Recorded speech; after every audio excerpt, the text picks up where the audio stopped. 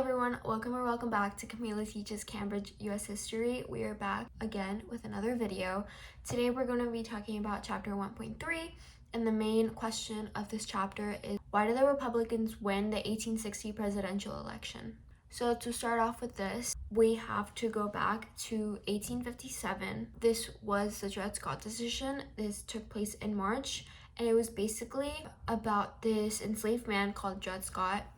He used to live with his owner back in two free territories, Illinois and Wisconsin. But then he was returned to Missouri. He sued for his freedom because he argued that living in a free area made him free, but the Supreme Court ruled against him in a ruling of 7-2.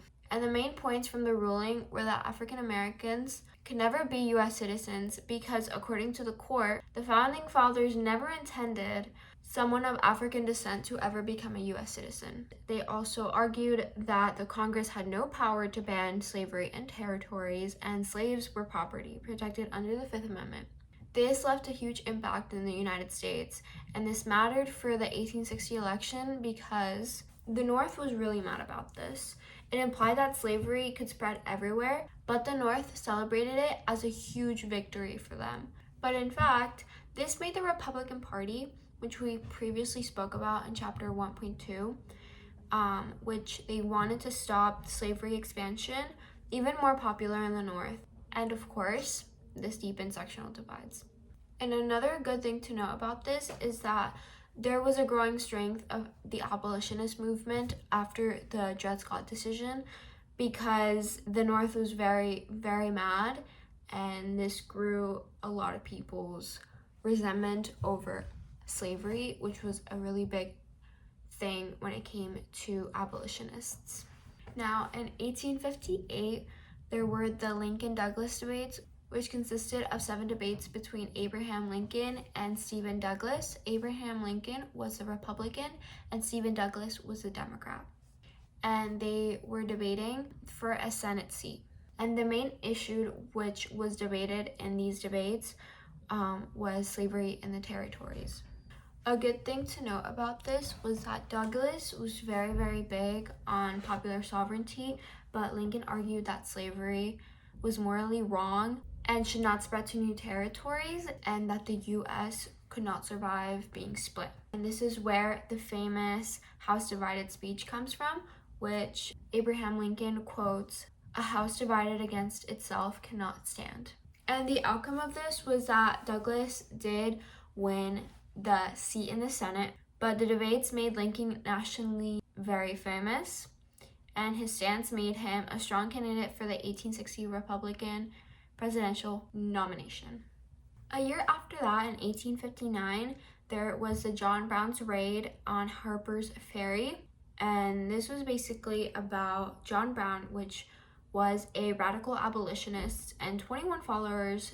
They attacked a federal arsenal in Harper's Ferry, Virginia. The goal was to seize weapons and start a slave uprising across the South, but the raid failed very quickly. Brown was captured by U.S. Marines who were led by Robert E. Lee.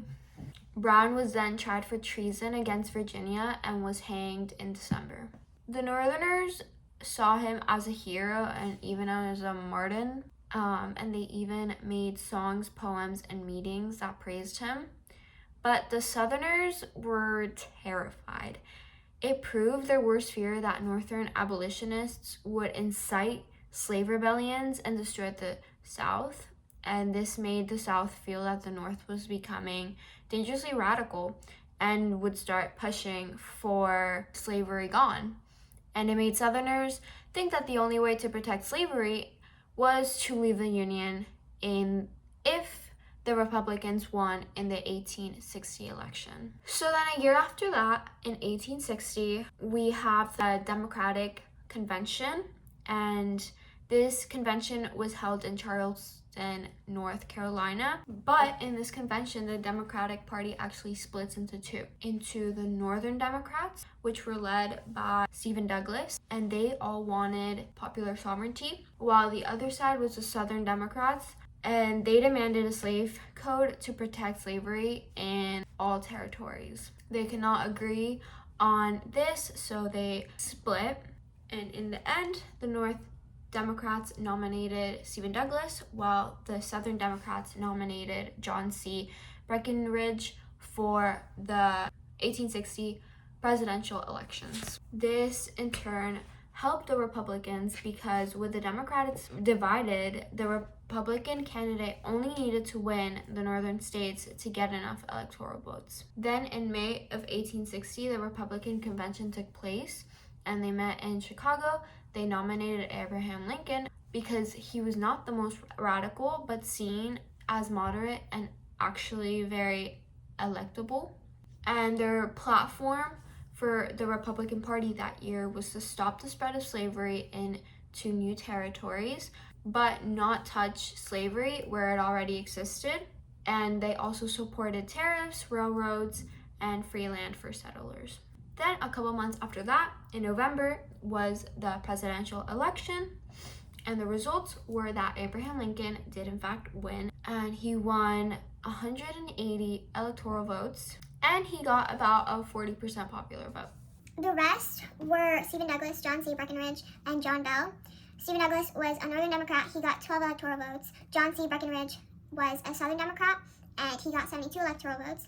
And John C. Bell was in the Constitutional Union, and he got 39 electoral votes. But yeah, that's basically it on chapter 1.3. It's a very short chapter. Also, chapter 1.4 is also very short, and I'm very excited to get into chapter 1.4 because it is what literally led up to the Civil War, and it's right before, and we talk about what happens right before the Civil War begins in 1861. So chapter 1.4, the main question is, why did the Civil War begin in April 1861? But yeah, I hope you guys enjoyed this video. I hope it served as a good study guide for the exam. If you guys have any questions, make sure to leave them down in the comments. I would be very happy to answer any questions that you guys have. Don't forget to like, subscribe, hit post notifications to never miss one of these videos. We're gonna pass together. I'm very, very, very excited. Bye guys, love you.